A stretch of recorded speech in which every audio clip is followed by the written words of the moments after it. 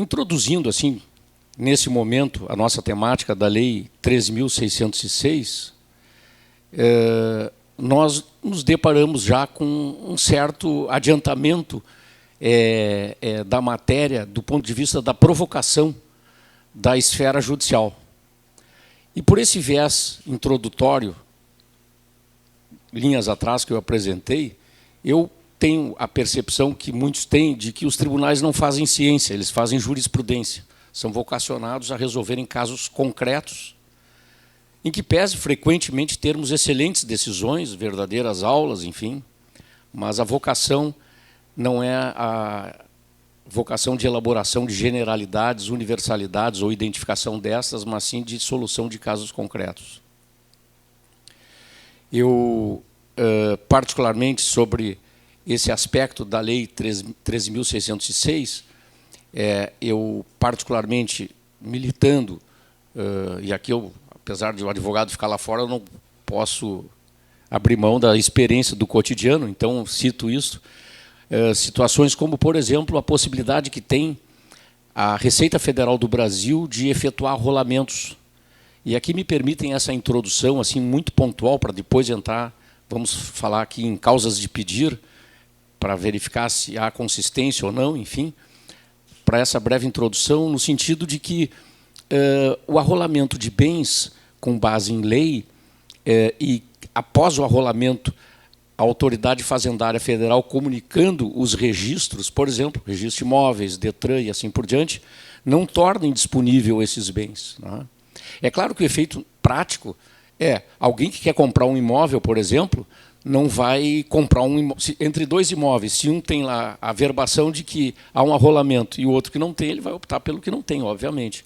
Mas conforme a jurisprudência e a doutrina e a própria legislação, o direito positivo, não há impedimento de alienação. A própria lei prevê que pode alienar e simplesmente comunicar posteriormente a alienação.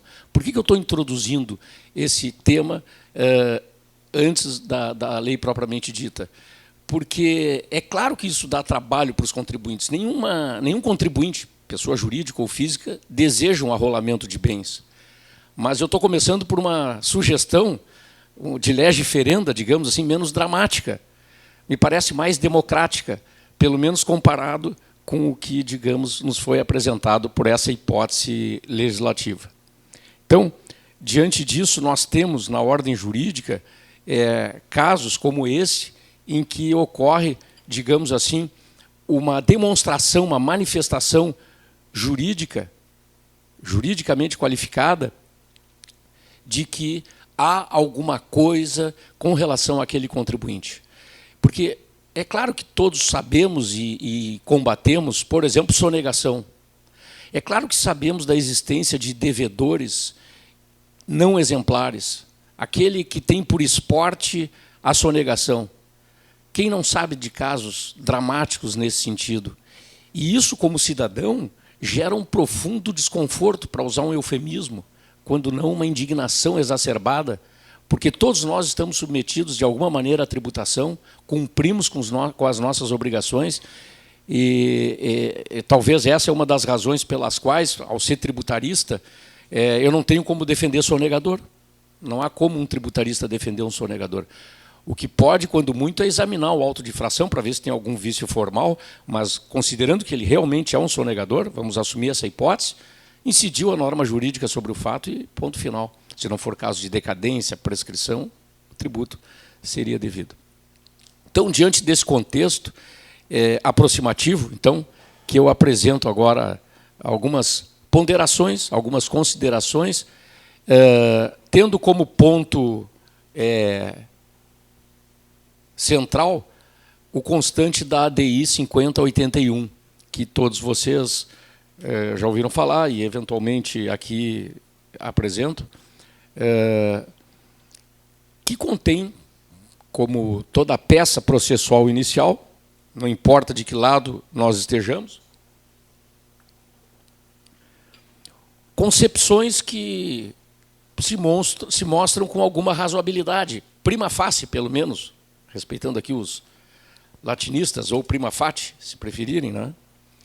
Então, como constou da divulgação, a Lei 13.606 e a efetividade na recuperação do crédito público, medidas de cobrança. Por exemplo, a questão do vício formal, de que teria sido violado o artigo 146, e, doutora Cristiane, me permite começar dessa maneira, porque me parece mais didático falar de casos já apresentados, né? Artigo 146, inciso 3º, letra B, em que prevê lá pelas tantas, na letra B, na linha B, crédito tributário. E, portanto, não poderia ser uma lei ordinária, e sim uma lei complementar. Eu lembro a todos que, pelo menos no meu tempo na faculdade, era ensinado por alguns professores que havia hierarquia entre lei complementar e lei ordinária. E hoje isso é considerado como óbvio de que não existe. Mas eu só quero relembrar, em poucos segundos, como é que isso se tornou óbvio, se é que é algo óbvio na nossa área. Lembramos que tinha uma contribuição chamada fim social, os contribuintes demandaram e obtiveram um êxito, a União teve uma perda muito substancial de finanças, e um dos argumentos era de que as alterações de alíquotas foram por lei ordinária. E nós, como advogados, dizíamos, não, tinha que ser por lei complementar. Aí a União edita a lei complementar número 70, em 91, que na primeira parte extingue o fim social e cria a chamada COFINS, que nada mais é do que um Ctrl+C, Ctrl+V, num novo diploma normativo. E aí ingressamos com outras teses. E certamente a União, já, digamos assim, chateada com essas demandas e não conseguindo acessar os recursos, a receita pública, vocês devem lembrar que foi nesse momento histórico que foi inserido por emenda constitucional a ADC, Ação Declaratória de Constitucionalidade, motivado exatamente por essa demanda, salvo o melhor juízo, respeitando quem pensa diferente. E a ADC número 1 tratou exatamente da COFINS e deu ganho de causa para a União. Mas onde que eu quero chegar? Aquele acórdão volumoso tinha um dos votos do ministro Moreira Alves, hoje, né, na época, o ministro Moreira Alves, e aí, então, ele apresenta essa questão de maneira incidental de que não existe hierarquia entre lei complementar e lei ordinária. É uma questão de vocação constitucional. Há previsão ou não há previsão de necessidade de lei complementar? Assunto esse, incipiente na época, mas já nos anos 70, iniciado pelo Geraldo Ataliba, que foi um grande constitucionalista e tributarista, no sentido de não haver essa hierarquia. Porém, nós, como advogados, demandamos posteriormente em juízo, pedindo que havia vício na Lei 9.430, uma lei ordinária, que revogou dispositivo da Lei Complementar número 70, que previa a isenção das antigas sociedades civis, hoje sociedades simples. E aí o Superior Tribunal de Justiça deu ganho de causa para os contribuintes, chegando a súmula, editou uma súmula. Na súmula não constava, existe hierarquia, mas a racionalidade subjacente, não com dificuldade, aliás, eu diria sem dificuldades, a gente extraía exatamente de que havia hierarquia. E a grande questão entre nós era, será que vai para o Supremo? Não, isso não é matéria constitucional. E aí, lá pelas tantas, saiu na imprensa, em todo o país, que o Procurador-Geral da Fazenda Nacional, com os seus assessores, procuradores, foram visitar os ministros. Interpelados por um repórter, ele disse, ora, se os advogados fazem isso, por que nós não podemos fazer? E foi apresentar a tese para os ministros. E aí a gente começou, olha, se chegar lá no Supremo a gente vai perder, em razão desse precedente. E chegou, e perdemos, e essa súmula do STJ foi revogada, o STJ se curvou perante a decisão do Supremo. Esse é o contexto, em rápidas palavras, da questão disputa, e não naturalmente exaurente, se existe ou não hierarquia. Então, esse é um ponto que nós temos, digamos assim, parece que razoável, em invocar a inadequação do diploma legislativo, lembrando que no artigo 59 e seguintes há a previsão do processo legislativo, né? Então, por esse viés, o diploma adequado não seria a lei ordinária, essa da pauta de hoje, mas a lei complementar por força exatamente desse artigo 146, inciso 3º, letra C. Antes de prosseguir na sequência da ADI, eu gostaria, nesse momento, de acrescentar um outro argumento que não constou da ADI, mas que eu particularmente colocaria, e como eu disse antes, aqui é diálogo, então eu estou colocando na mesa as razões, por favor, não se constranjam em refutá-las. Tá? Porque, aliás, aqui nessa escola, que não é a primeira vez que eu participo, eu sempre tive a honra de trocar ideias com todos os colegas da instituição. Mas eu, particularmente, colocaria como argumento associado ao que eu acabei de dizer, a Lei Complementar 95 de 98, que todos nós conhecemos, que dispõe sobre a elaboração, redação, alteração das e consolidação das leis. O que acontece? Lá na Lei Complementar 95, nós temos uma lei com base constitucional dizendo, olha, legislador, quando tu for redigir uma lei, um texto normativo, no nosso caso, lei aqui, tu tem que observar essas regras. Uma delas é a especialidade da lei. E diz essa Lei Complementar 85, o artigo 1º de toda a lei determina o alcance e a aplicabilidade da lei. Ora, nós sabemos que a Lei 13.606, ela não tem o escopo de criar ou estabelecer uma regra jurídica de indisponibilidade de bens em razão de crédito tributário devidamente constituído. O artigo 1º da Lei 13.606, de 2018, que é o nosso ponto central, prevê, fica instituído o Programa de Regularização Tributária Rural, PRR, na Secretaria da Receita Federal do Brasil e na Procuradoria-Geral da Fazenda Nacional, cuja implementação obedecerá ao disposto nessa lei. E segue. Então, na verdade, com perdão da expressão da rua, de contrabando inseriram na lei que eu acabei de me referir, o artigo 25, que faz alterações consideráveis na 10.522, particularmente na questão da nossa temática, que é a averbação da certidão positiva. Eu quero dizer para vocês, tentando aqui, em rápidas palavras, fazer o contraponto a mim mesmo, uma voz, digamos assim, que me conteste, não por patologia, mas só para exercício intelectual, de que eu, se fosse o assessor do município, do Estado ou da União, eu obedeceria para não deixar margem, para eliminar variáveis, porque a gente sabe que no direito sempre, ou no mais das vezes, enseja pelo menos duas interpretações que não são convergentes, eu já eliminaria essa variável, que, a meu ver, salvo melhor juízo, ela, em que pese até entendimento contrário, violaria essa previsão da Lei Complementar 85. Então, aqui eu estou, por enquanto, me fixando no aspecto meramente formal, meramente não é pouca coisa, no sentido da demanda judicial, né, de uma demanda judicial, mas, a meu ver, não foi observado isto. Aliás, como não raramente isso não tem sido observado no âmbito federal, em que casos em que temos um diploma normativo que o artigo 1º se propõe a determinada matéria, a tratar de regular determinada matéria, e aparece lá um dispositivo no meio que não guarda relação normativa com o artigo 1º. Vocês me desculpem se eu estou indo muito rápido, porque eu quero deixar o maior tempo possível para o debate, só por isso. Do ponto de vista do vício formal, material, foi invocada a violação ao devido processo legal substantivo e da reserva de jurisdição, artigo 5º, inciso 54 da Constituição, ninguém será privado da liberdade ou de seus bens sem o devido processo legal. Alguém até poderia dizer assim, não, mas existe um processo legal, a questão é se ele é devido. Né? Com dois vícios que eu apresentei anteriormente, ou prováveis vícios, deixa eu tomar cuidado aqui para não fazer afirmações de imperativo categórico, né? Prováveis vícios, há uma probabilidade. Né? Me parece que não é devido esse processo legal.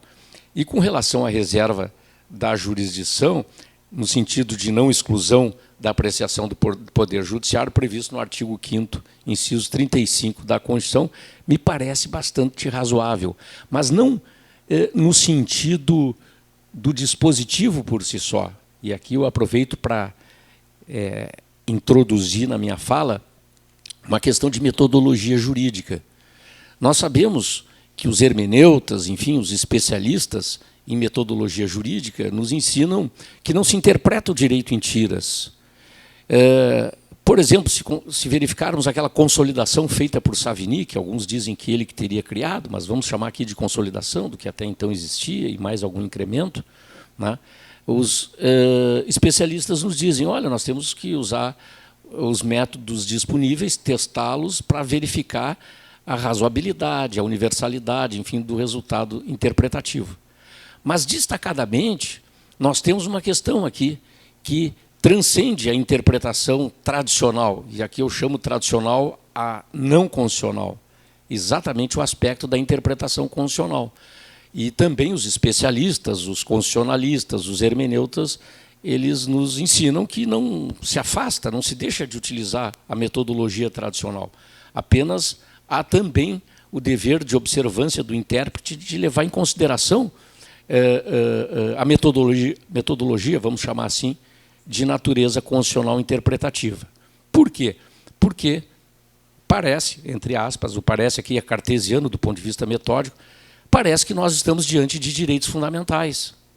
E se nós estamos diante de direitos fundamentais, há necessidade, como acabei de mencionar os especialistas, ao lado do arcabouço interpretativo, entre aspas, tradicional, há necessidade de interpretação constitucional. Particularmente, na sequência de dispositivos constitucionais, além do devido processo legal substantivo, e aí, só um parênteses do que eu acabei de dizer, que onde entraria, segundo vários constitucionalistas, né, a questão da proporcionalidade e da razoabilidade, não esse único dispositivo, naturalmente, mas, por exemplo, do contraditório da ampla defesa, no 55, do direito de propriedade, no artigo 5º, inciso 22, 170, inciso 2º, com relação à propriedade privada. Nesta petição, nós temos ali também, como causa de pedir, a livre iniciativa do 170, parágrafo único. Onde é que eu quero chegar? Por essa perspectiva de interpretação constitucional. Se alguém tiver interesse em anotar, eu cito aqui o recurso do Supremo Tribunal Federal, a RE 639-337, a RE 639-337, agravo regimental, o ministro Celso de Mello foi o relator, em que, nesta decisão, consta o princípio constitucional do não retrocesso como derivando do princípio do Estado democrático e social de direito, dignidade da pessoa humana, ou seja, acaba invocando uma interpretação constitucional dos direitos fundamentais. Aonde que eu quero chegar? Mais pontualmente, que não aparece na petição. Quando eu trato em aula, ou em ambientes acadêmicos, para ser mais amplo, de Direito Tributário 2, tributos em espécie, e particularmente IPTU, eu costumo fazer um exercício, né, uma reflexão da seguinte maneira. Imaginem uma senhora com 99 anos de idade, que ganha uma parca aposentadoria, não se enquadrando em isenção do município, e tem que optar entre comer e comprar os medicamentos. E aí recebe o DOC do IPTU. Não tem dinheiro, não tem condições, não se enquadra em nenhuma hipótese de isenção. O que vai fazer o município? Inscrever em dívida ativa, se não houver o pagamento, vai ser ajuizada a execução fiscal, penhora, vai no antigo CPC Praça Pública, novo CPC Leilão, quitada a dívida do IPTU e demais tributos, como contribuição de melhoria, se for o caso, taxa de coleta de lixo, etc. O saldo, ela fica e vai comprar um imóvel menor que tenha condições de pagar o IPTU. Só que vai acontecer o mesmo, e vamos supor que ela viva por 1000 anos. Vai ter toda a tramitação para cada um dos imóveis que ela for diminuindo. O fato é que nós estamos falando do quê? Do direito tributário positivo. Nós não estamos falando de advogado tributarista nem de procuradores. Por quê? Porque nós, procuradores ou advogados, temos que cumprir a nossa tarefa e a nossa vocação. O direito positivo estabelece que nesse caso vai haver a penhora. E eu quero lembrar a todos, a Lei 8.009, que prevê a impenhorabilidade do bem de família, prevê exceções, dentre as quais essas que eu acabei de dizer, dívidas contraídas em razão do imóvel, particularmente aqui, de natureza tributária. Aonde que eu quero chegar? Aí eu chego e digo o seguinte, olha, eu realmente não vejo alternativa, a não ser o juiz, a juíza se abraçar, chorar, tirar dinheiro do bolso e pagar. Não tem. Agora, eu particularmente estou aberto, até hoje não tive oportunidade, de fazer um laboratório. Em que termos? Se eu me deparo com uma situação como essa, eu advogo sem cobrar, porque a pessoa não tem condições, vou fazer filantropia e vou testar exatamente esse princípio que eu acabei de citar do Supremo Tribunal Federal. Ou melhor, esse princípio constitucional reconhecido pelo Supremo Tribunal Federal, que é a vedação ao retrocesso. Ora, se nós temos o direito à moradia como um direito fundamental e sabemos que não pode qualquer pessoa bater a porta do Estado, lato sensu, e dizer eu não tenho moradia, eu quero uma, sabemos que os constitucionalistas interpretam a Constituição dizendo que isso não é possível, ora, também não podemos impor um retrocesso. Ou seja, aquele que tem um imóvel, no caso essa senhora velhinha, que eu citei no meu exemplo hipotético, ela, neste caso, teria como defesa, e é isso que eu estou dizendo que é uma tese, não estou dizendo que eu sou dono da verdade, apenas eu gostaria de testar para ver o que o judiciário diria a respeito. Se alguém tiver alguma notícia de um caso semelhante, me diga, por favor, que eu quero aprender. Os únicos 2 casos que eu ouvi, e não quer dizer que são os únicos 2 existentes na história, mas que eu ouvi, um é colega da Federal, que é magistrado, aposentado e fiscal de tributos do Estado, antes de ser magistrado, que é o professor Adão Cassiano, que, quando magistrado no 1º grau no interior, se deparou com uma situação como essa e mandou arquivar.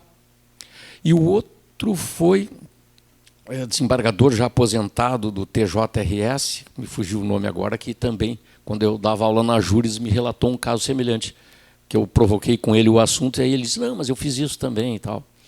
Vejam, esses 2 exemplos meritórios não servem, a meu ver, do ponto de vista da metodologia jurídica, porque não nos dão possibilidade de generalização e universalidade, com fundamento numa racionalidade constitucional interpretativa. Agora, como eu disse, eu gostaria de testar porque me parece que não poderia haver o retrocesso. Com isso, eu volto para a questão da nossa lei aqui e da ADI, digamos assim, que não invocou esse particular e que eu particularmente invocaria, mas aí é uma questão de, naturalmente, escolha e entendimento interpretativo, de que parece que, de novo, entre aspas, a introdução na ordem jurídica por esta lei aqui arranha, quando não bate de frente, com o direito constitucional à moradia. E vocês vejam aqui que moradia, não vamos também aqui desviar do assunto, mas não necessariamente que é sinônimo de propriedade imobiliária, né? Porque pode daqui a pouco o Estado chegar e dizer assim, não, quem não tem moradia eu vou construir abrigos e está aí o direito de moradia, né? Só uma hipótese aqui alternativa. Mas, de qualquer maneira, me parece que, de alguma forma, acaba tocando essa vedação ao retrocesso. Na sequência, eu quero lembrar a todos a introdução, lá em 2005, pela Lei Complementar 118, no Código Tributário Nacional, do artigo 185, letra A, em que prevê que o juiz determinará a indisponibilidade de bens e direitos, né? Então, o arcabouço jurídico, digamos assim, vigente, já é suficiente. Ou seja, possui condição suficiente. Porque não falo aqui de condição necessária, mas suficiente, já é suficiente, para que não haja um excesso legislativo. Por isso que eu usei de propósito a palavra suficiente. Eu quero sempre, assim, nesse diálogo que eu gostaria que se estabelecesse entre nós, a doutora Cristiane é representante da instituição e vai nos propiciar também isso, né? Que essas reflexões, do ponto de vista metodológico, ou se preferirem, da hermenêutica jurídica, ela tem como base me parece, além de tudo que foi dito e o que eu não disse e não vou dizer, e não imaginei, e não vislumbrei, a separação entre os poderes. Né?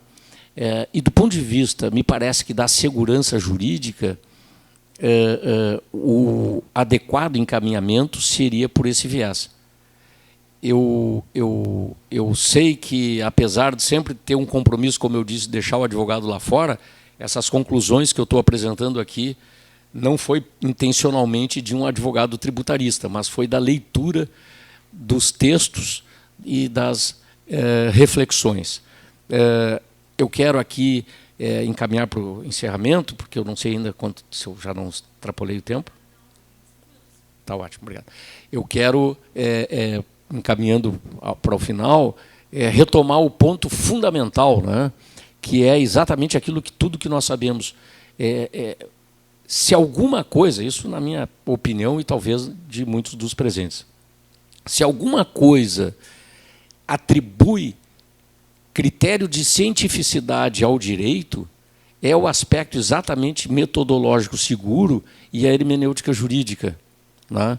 Eu lembro de um contador, amigo meu, um professor Bavaresco, ele um dia chegou e disse assim para mim, um senhor bem mais velho, enfim, espero que esteja bem de saúde e vivo, mas não tive mais notícias.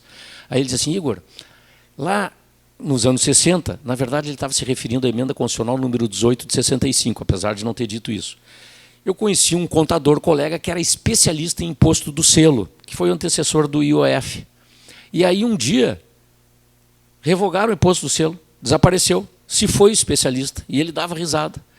Vejam, esse exemplo para mim é eloquente, eu ri junto com ele, ele era muito brincalhão, é muito brincalhão, e esse exemplo para mim é eloquente, exatamente de que o que faz o jurista, se alguma coisa faz o jurista, a jurista, é exatamente esse aspecto, esse viés.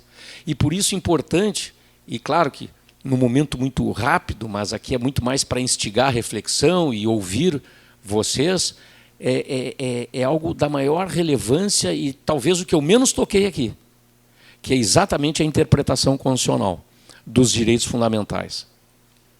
Inclusive, os seus vários critérios.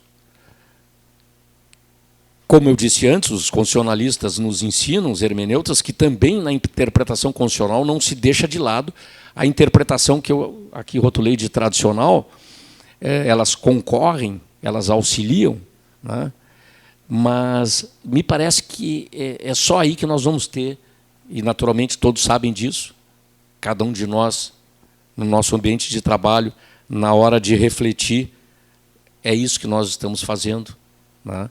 Acessando o arcabouço interpretativo, os critérios, e aí entra uma disputa, né? Aquela questão, qual é a intenção do legislador, qual é a intenção da lei, e aí a gente vai lembrar do Larens, do Enge, do Canaris, a respeito de qual a interpretação a ser dada. Mas a vontade do legislador, aqui vai ter um escopo subjetivista. Mas quem é o legislador? E eles nos lembram, não existe um legislador.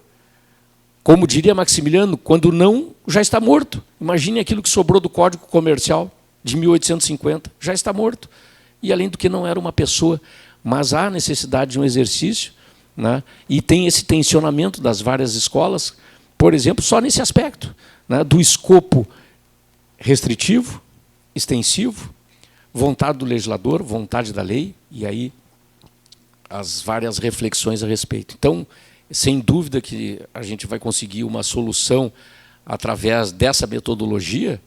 E, por último, seja qual for a decisão do Supremo Tribunal Federal nesta ADI, se vocês concordarem comigo, os tribunais não fazem ciência, fazem jurisprudência. Ou seja qual for a decisão, ela vai resolver caso concreto. Agora, as faculdades de direito não são ambientes para ficar estudando jurisprudência e nisso se esgotando. E aqui jurisprudência com J minúsculo, não com J maiúsculo como sinônimo de ciência do direito. Porque isso a gente faria em casa até mais tranquilamente. Mas é necessário, claro, que estudar jurisprudência nas faculdades de direito. Mas sempre lembrando que nós não vamos alienar algo que a natureza nos deu e que temos a pretensão de ter, que é a razão, só porque o Supremo decidiu dessa ou daquela maneira, né? Todos sabemos aquela afirmação de que não se discutem as decisões judiciais, uma afirmação falaciosa, se for dada a interpretação extensiva para essa afirmação. Não se discute no âmbito do processo e tem que se cumprir, ou seja, entre as partes. Agora, a todos os demais que desejam refletir, está sempre aberto o questionamento. Desculpem, de novo, se eu fui muito rápido, mas a intenção era de deixar um espaço maior para o diálogo. Agradeço a atenção de todos. Doutora Cristiane, lhe devolvo a palavra. Obrigado.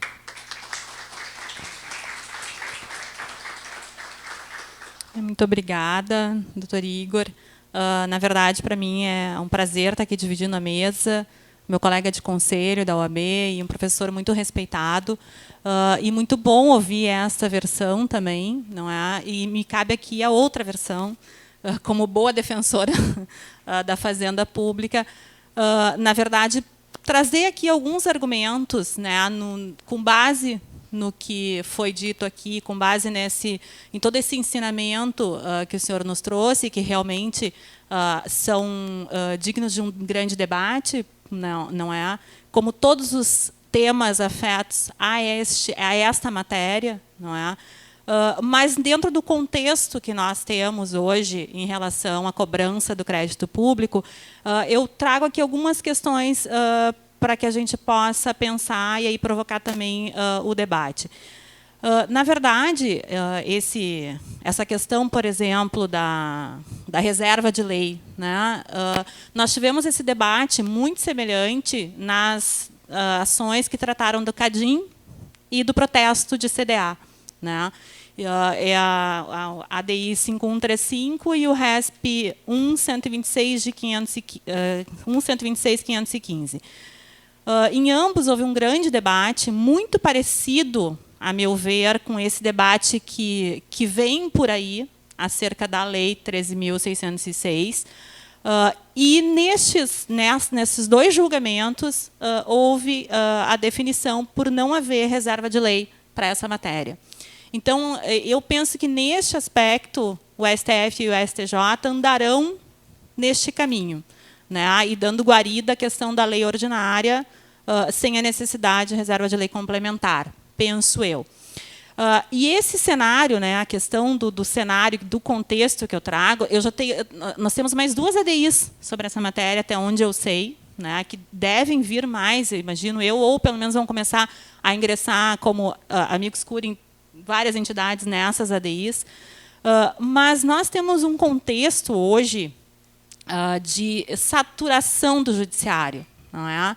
E quem mais satura o judiciário hoje, vamos dizer assim, de processos, é o poder público, não é? As execuções fiscais, quem aqui trabalha com o poder público sabe disso, é o grande volume de processos que temos no judiciário, é o grande volume de processos hoje a atravancar um sistema já falido, né?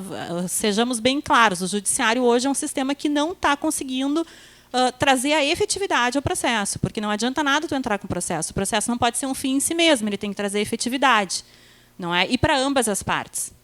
E o poder público é parte nestes processos, e o poder público precisa ter a satisfação do seu crédito para poder aplicar naquilo que o cidadão legitimamente elegeu, né, o seu representante, para que tenha uma cidade, enfim, um Estado em condições e administrável, não é? E dentro desse contexto, hoje, com as execuções fiscais somente, nós não estamos conseguindo efetividade, não é? Então, eu vejo esse instrumento da possibilidade de averbação pré-executória como mais um instrumento à disposição do ente público para a satisfação do crédito público. E dentro desse contexto, obviamente, ele não pode ferir direitos, ele não pode cercear ampla defesa, contraditórios, direitos fundamentais, não é? Mas também vejo um outro aspecto, não é? Não acho que haja uma restrição do direito de propriedade ou de qualquer direito fundamental, ao contrário, é uma anotação que vai ser feita pelo poder público. Essa anotação só vai ser feita porque há uma dívida que não foi paga, e essa dívida que não foi paga, ela tem presunção de legitimidade. O fisco tem presunção de legitimidade na prática de seus atos, não é? E mais, né, se formos olhar para o outro lado, ela também traz uma proteção para aquelas pessoas que vão negociar com devedores da Fazenda Pública e que vão ter ali, na matrícula, uma anotação de restrição ou uma anotação de que há uma dívida ativa com a Fazenda Pública. Então, a pessoa que vai negociar com aquele devedor já vai saber que aquele bem possivelmente pode ser penhorado e leiloado pelo poder público. Não é? Então, esse seria um aspecto que, a mim, pelo menos, dentro do que eu ando estudando e lendo, não traria uma restrição a ponto de ferir qualquer direito fundamental. A lei de execuções fiscais, por seu lado, ela não exclui outros instrumentos, não é? Então, ela não há essa exclusão, um protesto CDA, averbação pré-executória. Acho que ela racionaliza procedimentos, esse instrumento vem racionalizar. Aqui em Porto Alegre, professor Igor, nós temos, dentro de alguns anos, nós estamos com essa prática de diminuir o ajuizamento de execuções fiscais e utilizar outros instrumentos alternativos de cobrança do crédito público. Justamente por toda uma situação financeira que o país inteiro vive, os municípios não é diferente. Né? E precisamos de alternativas para que possamos reaver dinheiro, não é? Recuperar o crédito público e aplicar nas demandas da cidade, que não tem sido muito fácil. E desde que se adotou novos instrumentos, como o protesto, como o Serasa, a negativação, enfim, a gente tem verificado, né, pela atuação exemplar aqui de Porto Alegre, e Porto Alegre é referência para isso, um aumento na arrecadação muito grande. Não é? É referência para o país todo a arrecadação de Porto Alegre. E Porto Alegre sempre foi pioneira na utilização desses instrumentos e na defesa desses instrumentos. E uma das questões, já me finalizando, porque eu sou só a debatedora aqui e quero só provocar, acho que o que mais nos move no sentido de utilizar esses instrumentos alternativos que que a lei vem proporcionando ao poder público é retirar do judiciário processos. Não é? Porque o processo de execução fiscal ele não anda, o processo de execução fiscal ele permite milhares de recursos, nós temos processos tramitando há 15 anos. O Alexandre, que meu colega, pega processos de 15, 20 anos, não é? Tramitando. E aí há o direito fundamental também do credor. Eu sou credora. Eu tenho um direito fundamental de receber meu crédito. O município de Porto Alegre tem o direito fundamental de receber o seu crédito e, por consequência, a sociedade. Porque eu recebendo, o município de Porto Alegre, quem vai receber é o contribuinte, não é de forma indireta. Então, eu vejo muito esses instrumentos desta forma. Temos um debate aí a fazer, com certeza, em relação a restrições de direitos, e acho que essas restrições não vejo como elas serem impostas nesse caso. Acho que a reserva de lei ela vai ser afastada pelo STF e STJ, pelo que eles vêm decidindo nessas outras ações semelhantes. Não é? Mas vejo muito como uma forma alternativa de cobrança a retirar do judiciário o que não é necessário estar no judiciário. Não é? Às vezes, execuções pequenas que nós temos ali, né? A Fernanda, aqui, a divisão de arrecadação, e o Rodrigo estão aqui, às vezes, valores muito pequenos, nós vamos entrar com um processo de execução que vai ser mais oneroso do que o próprio valor em cobrança. Né? Então, o que eu queria trazer essa visão da Fazenda Pública, né? No sentido de que é um instrumento à disposição e que eu acho que a gente pode trazer ele para o mundo, né, da aplicação, e Porto Alegre e os outros entes devem rumar para isso, sem restringir direitos, observando o devido processo, sem retirar, sem esgotar essa análise, observando ampla defesa e contraditório, mas sendo mais um instrumento de efetividade do crédito público. Obrigada, Igor, pela tua presença aqui, muito obrigada pela tua disponibilidade, obrigada à escola pelo convite, e a palavra, então, está franqueada. Todo mundo a favor da lei, é isso? Ninguém contra? Obrigado pelas considerações. Se alguém tiver algum desejo de se manifestar, eu vou interromper na hora, só para ganhar tempo aqui. Algumas reflexões aqui para tentar auxiliar. Em primeiro lugar, a doutora Cristiane falou, é importante lembrarmos o que os constitucionalistas mesmos dizem, os direitos fundamentais não têm caráter absoluto. Não tem caráter absoluto. Então, se eu se eu fosse procurador do município, eu iria invocar isso, em defesa, digamos, de alguma demanda que envolva essa questão. Aliás, só para aproveitar a carona aqui, a doutora Cristiane falou também na questão da reserva legal. Esse ponto que eu vou apresentar mais também é para contribuir em geral e não para o caso particular. Todos nós sabemos, assim, em matéria tributária, artigo 150, inciso 1º, legalidade, reserva absoluta de lei formal e material, sob o princípio da tipicidade cerrada ou fechada, e a gente fica reproduzindo isso. Bom, em aula, eu digo assim, olha, daqui a pouco um aluno vai ser procuradora do município, procuradora da fazenda, procuradora do estado, juiz. Então eu não posso, eu tenho que dar o pacote o mais completo possível. Aí eu digo assim, olha, isso é excelente para os contribuintes. Apesar que teve aquela decisão cujo voto foi do ministro Veloso, relativizando a reserva legal no caso seguro acidente do trabalho. Foi dramático, foi um leading case interessante e relativizou a questão da legalidade, autorizando, reconhecendo que o decreto poderia, que a lei poderia delegar para o decreto. Mas aqui eu quero sugerir, se me permitem, para quem não conhece, está na internet disponível de graça um texto do Ricardo Lobo Torres, foi professor da UERJ, procurador do Estado do Rio de Janeiro.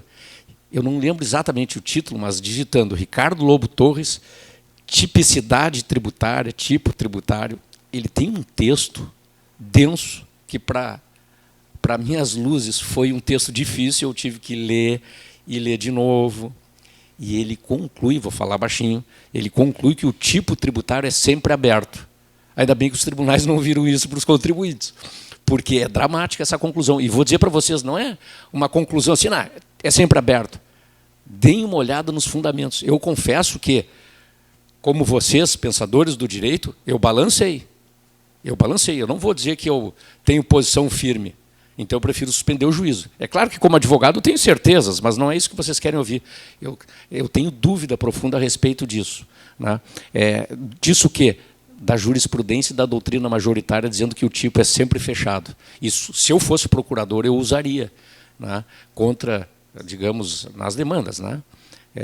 Mas, enfim, retomando aqui o nosso ponto, vejam, um outro aspecto que se apresenta aqui, e do ponto de vista metodológico, de hermenêutica jurídica, seria o seguinte: o disposto na Lei 3.606, por aquele viés lá da lei complementar que determina como redigir leis, né, nós temos, temos por acaso aí um caso de uma antinomia com a Lei 8.009, que trata do bem de família, da impenhorabilidade? Será uma antinomia verdadeira ou aparente? Né? Por quê? Na medida que esta nova lei de 2018 autoriza a indisponibilidade, produz um efeito idêntico da penhorabilidade, ou da penhora, perdão, lá no Executivo Fiscal, da indisponibilidade. E aí entra aquela questão de resolução de antinomias, do ponto de vista da hermenêutica. Lei especial derroga ou revoga a geral naquilo que lhe for contrário. E aí vem a questão, qual é a lei especial aqui? Salvo melhor juízo, me parece que ainda continua sendo a Lei 8.009, que veio tratar da impenhorabilidade do bem de família e traz exceções. Então, eu diria, se eu fosse, digamos, assessor lá, claro, é fácil ser engenheiro de obra pronta, né? Estou desconsiderando isso, tá? Não é nesse sentido, mas imaginem, eu poderia ter dito, quem sabe faz uma alteração na Lei 8.009, lá sei eu, né? Considerando, inclusive, o aspecto da lei complementar que eu falei antes, o artigo 1º iria especificamente... Com isso eu vou eliminando variáveis, fechando portas, digamos assim, que eventualmente ficarão abertas. Com relação aos instrumentos alternativos à execução fiscal, foi meu aluno, para minha honra, para o meu currículo, e não currículo do aluno, o doutor Evandro Azevedo, que é titular do primeiro cartório de protestos em Porto Alegre. E aí, num dado momento, primeiro conversando previamente com ele, e ele concordou, aí eu chamei ele na frente da turma para ele dar uma aula, por essa perspectiva, que amanhã depois tem aluno que vai ser procurador do município, procurador, enfim, magistrado, dar uma aula mostrando que é possível registrar no cartório de protesto a certidão. E isso já faz bastante tempo.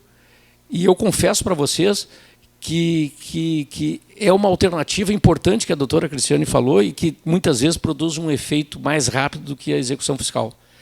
O que eu fico perplexo é com decisões minoritárias do Poder Judiciário que eu senti na carne quando eu levei a protesto uma certidão de trânsito em julgado de cobrança de honorários. E que a parte contrária entrou com uma ação anulatória de protesto com um pedido de antecipação dos efeitos da tutela e foi concedida. Depois, na sentença, foi favorável a mim. Mas me atrapalhou lá no início, porque sustou o protesto. Ora, com vários precedentes, ou seja, o que se fala em termos de alternativas ao Executivo Fiscal, o que quer? É isso que a doutora Cristiane falou, desafogar o Poder Judiciário. Então, eu sou favorável a isso. Eu sou favorável, respeitando, né, todos os entendimentos, inclusive a respeito de constitucionalidade e legalidade, eu sou favorável. Por quê?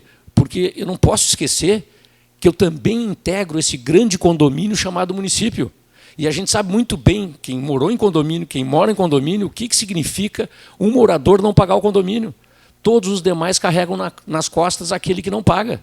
E isso é dramático. Isso é do cotidiano.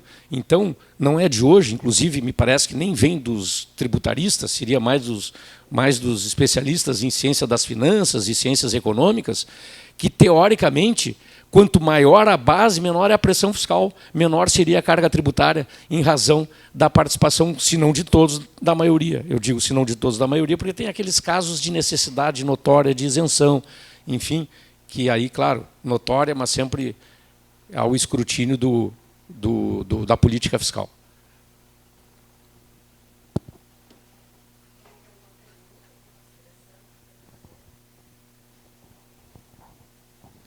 Bom, eu acho, professor Igor, que a gente vai ter um debate aí pela frente, certamente, não é, sobre tanto nas ADIs e também nas definições locais, porque os entes públicos vão regrar, certamente vão começar a aplicar, não é, tantos municípios quanto os estados a partir dessa lei federal. E acho que é muito válido esse momento que nós estamos aqui para esse debate, justamente para que o município, né, e aqui a gente tem representantes do município, possa bem avaliar a melhor forma de aplicação para evitar qualquer ferir direito, não é, ou pelo menos uma tentativa de preservar a legalidade e o devido processo.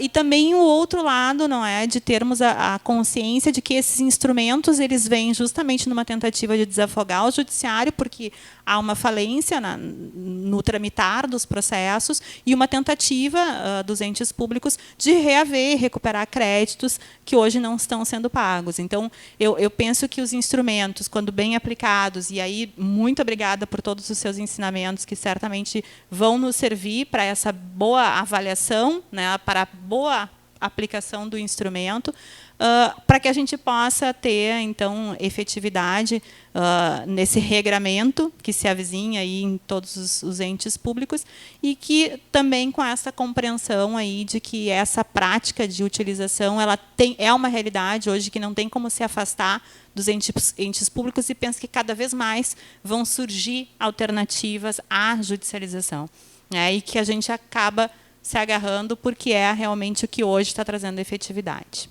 Então, muito obrigada.